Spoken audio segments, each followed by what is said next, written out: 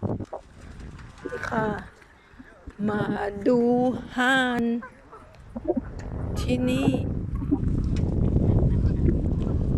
ห่านมากมายเลยทะเลสาบ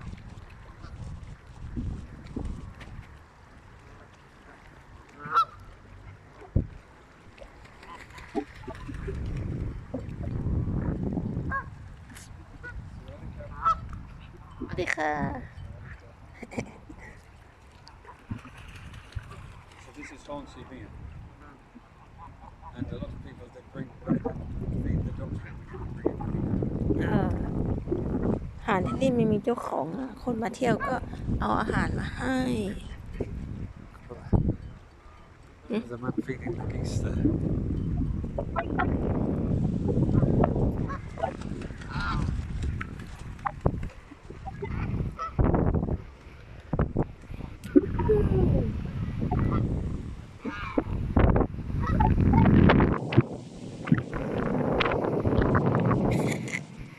ห่านกับนก